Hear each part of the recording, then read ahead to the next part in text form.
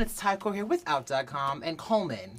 The madness, it's getting pretty mad in there. It's pretty mad? It's pretty mad. Are you happy with it? I'm very happy. Oh, I'm good. happy with you and your performance because you Thank are you, really Ty. unpacking a lot of things that I really hope that folks are watching. So I want to kick it off with this.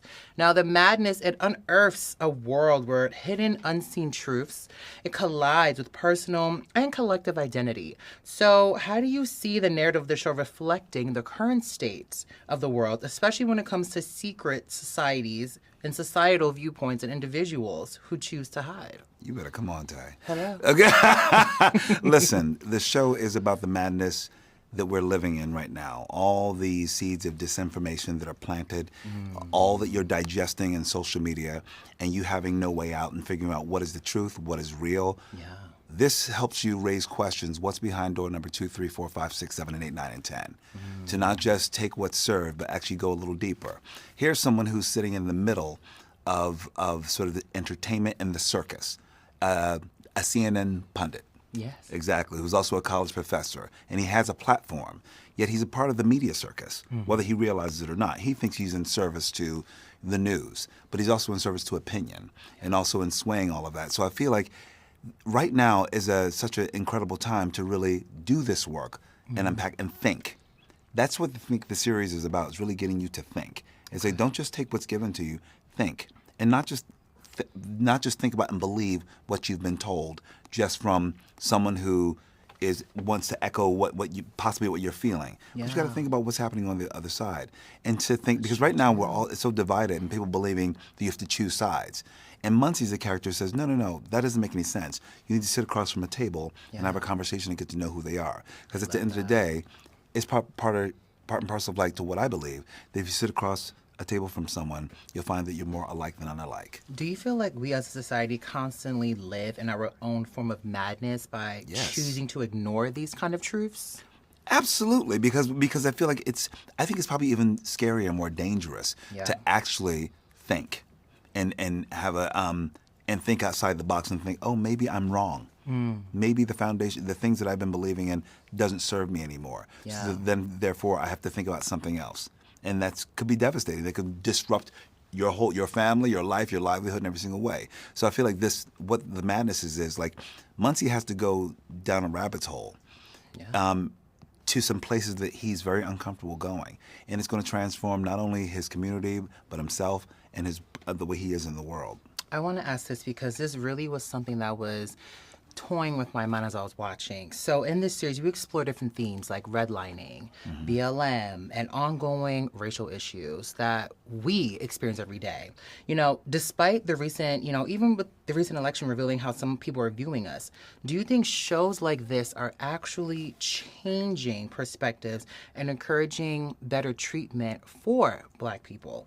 Or are they just superficially engaging in the conversation? I think it's a deeper dive. I think to have a character like Muncie Daniels, who is a very complex, drawn character, someone who is, just when it comes to his education, his platform, his access, his agency he has in life. And then you take this man, you have to strip all that down to become an everyman. And then to see how not only he is viewed from the outside in, but from the inside out. And he's got to go through that journey. For me, I like the idea that people get to see, I think, a man that they haven't seen before. A man who, I feel like they see different parts of him as well. Someone who's very well-to-do, very money, very stylish, and then actually when he has to strip all that down and become the brother that you just naturally see on the street, when he's got to wear a uniform that may be more, says something about his station in life that's different, and navigate it in a different way, and how the world sees him. Because at the end of the day, we do know that. We do know that it doesn't matter what kind of money, prestige, platform you have. At the end of the day, you're a Black man in this world. And I think that's something that Muncie Daniels is figuring that out. I love that. If you, Coleman, right, if you were a media mogul, because the series, it delves into, how media shapes perception. So if you were able to be a media mogul, what changes would you make in how stories, particularly those of marginalized voices, are told? And how do you think your character's journey in this series informs your views on media's influence? Good Lord, that's good. I think that I've been on the verge of doing that with every project that I do.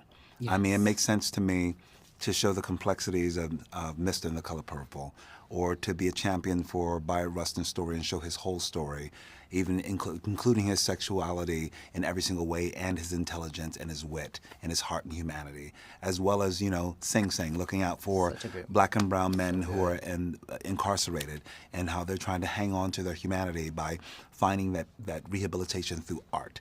And then you have The Madness, someone who's really taking in this media circus and trying to find their way through. I think that I'm on the verge of doing that, so I know that every project affects me because I want to make the change and be the change. I've always wanted to do that in my work, and so that's why I feel like even my success in this art form has been sort of a slow burn, is because I've been very conscious of the work that I do. So as I'm building into a media mogul, who knows? Hello. Who knows? Maybe that's the next goal. Maybe that's the next evolution. Goal. Why not? And when you do, style hire icon, me. media mogul. There we go. Exactly. Yes. Well, apparently I will, because you come with the questions. Hello. You come with the deeper thought questions, and I appreciate that. And thank you. I know we have to wrap here, so I have my final question for you, okay? Are you ready for this one? I'm ready. Something else I love was there was a conversation that your character has with his son, and they're talking about TikTok, and he says that's the dark web. So what I love is in this series, the characters are forced to confront things that others may refuse to speak about, or even platforms they refuse to even want to engage with because of, again, perception. So do you think that's a metaphor for the world we live in today, where uncomfortable truths are often pushed aside or silenced? And how do you think this series will challenge audiences to reflect on their own complicity in ignoring darker realities?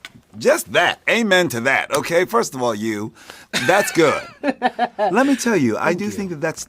Listen, my showrunners, VJ Boyd and Stephen Belber, are brilliant. Yeah. And they want to ask a lot of questions. I think when people say a question like, what do you want people to get out of the series? I'm like, we want to raise a lot of questions.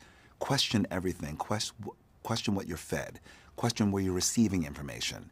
Because as we know now, I think people don't even know what news actually is anymore. Yeah. News used to just be news and the facts. Now news is opinion. And it's filtered in a way that is going to call back your own fears or what you want to see or what you want to hear. You know what I mean? Even our social platforms. Of course, you're preaching to the choir most of the time, or so it's going into a vacuum. Yeah. Are you actually doing something by posting something, and it's just going to people who believe in what you believe in, or are you going to actually help? Work within other people who don't believe what you believe. I think it's a great opportunity that the show is asking you to raise a lot of questions and think about the world that you live in and how you can really get information and get the truth.